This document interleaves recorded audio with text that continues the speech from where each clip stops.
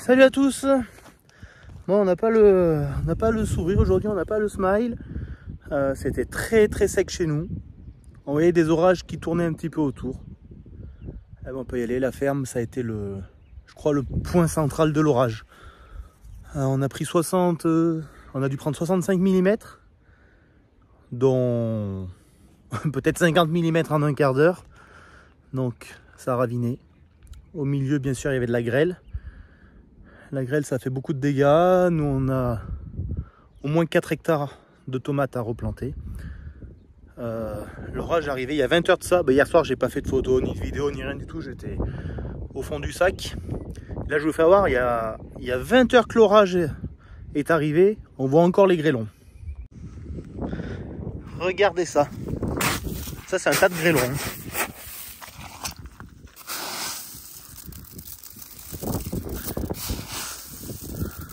Imaginez sur les tomates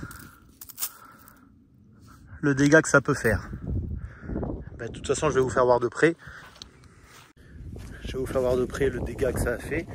C'est malheureux parce que les tomates étaient très jolies. Je les avais tenues vachement binées. Je les avais déjà binées 3 fois. Il n'y avait pas une herbe qui dépassait. On les avait chouchoutées.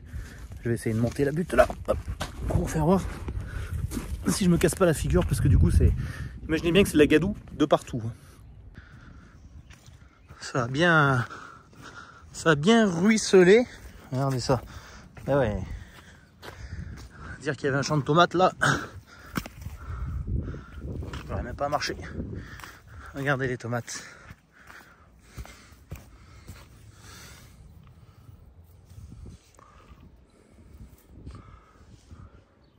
Quelques pieds survivants, hein, mais quand même beaucoup de mal.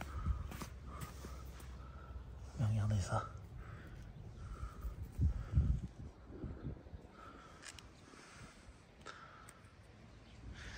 Ouais, c'est pas chouette.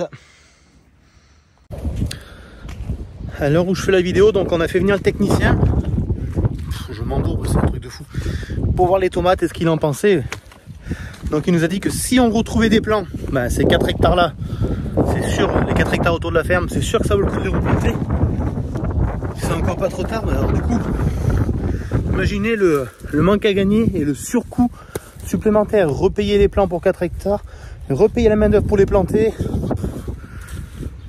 refaire tous les binages. Ah non, moi ça m'en fout. Je vais vous faire voir les petits oignons qui sont de l'autre côté de la ferme. Ah, nous voilà dans la parcelle d'oignons.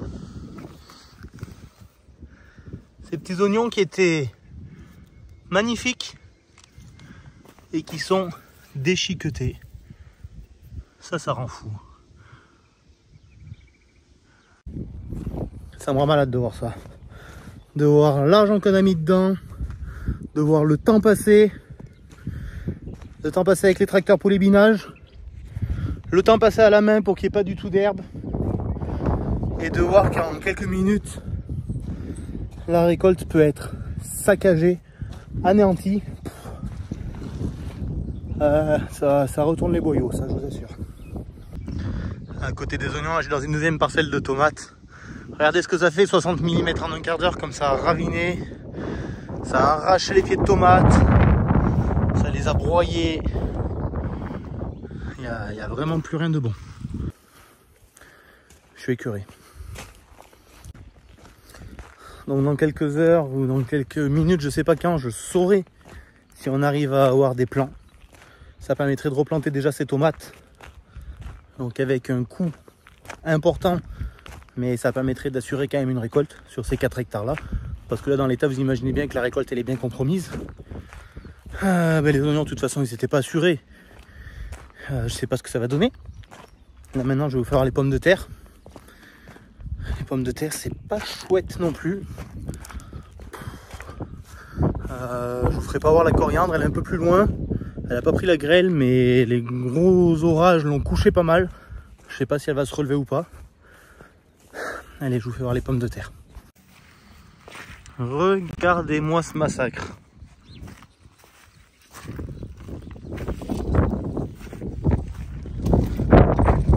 Alors là sur le bord on a de l'eau qui a raviné. ça c'est une chose. Mais là où l'eau a pas raviné, regardez les plants. Alors je m'enfonce à mesure, j'essaie de pas me casser la figure. Regardez l'état des plants. Alors ça c'est pareil, cette année on a voulu mettre une nouvelle culture sur l'exploitation pour développer un petit peu plus la vente directe. On y investit de l'argent, du temps, beaucoup d'énergie, mais de voir la culture dans cet état là c'est quand même...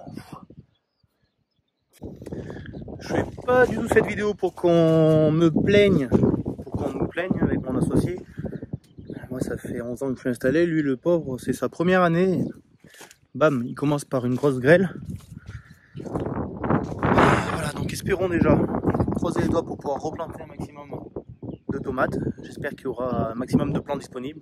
Si, peut-être les 4 hectares, ce serait bien, mais bon, on verra bien. Tiens, je suis dans l'ail, je vous fais voir l'ail aussi tant qu'on y est.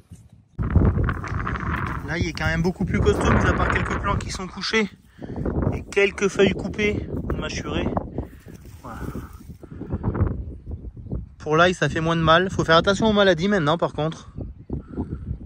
Faire attention à la rouille et faire attention à une maladie qui s'appelle le staphylium, qui se sert des blessures de la feuille pour venir s'installer. Et là, en quelques jours, ça peut sécher la plante. C'est vraiment un truc de fou. Ouais, malheureusement, on peut que regarder l'état de nos cultures. Il n'y a pas de solution miracle. Le mal, il est fait. Ça fout clairement les boules de ne pas être assuré pour ces tomates, mais d'être assuré, mais de rentrer dans un délai de carence. Ça c'est quand même un truc de fou. Hein. Ça fait mal. Ma foi. Maintenant il faut mettre les bouchées doubles. C'est-à-dire que ces 4 hectares de tomates, il va falloir les repréparer, les replanter. Donc c'est encore de l'énergie, c'est encore des heures de tracteur, c'est encore beaucoup d'heures de main d'œuvre. Ces petites pommes de terre là, on comptait commencer à les récolter cette fin de semaine. Les pommes de terre nouvelles pour la vente à la ferme. On va voir comment, on va voir la météo qui fait, on va voir si on arrive à en soulever un peu, voir dans quel état elles sont. Toutes celles qui sont sous la terre, vous imaginez bien que normalement elles ne devraient pas être abîmées. Mais les plants, est-ce qu'ils vont tenir?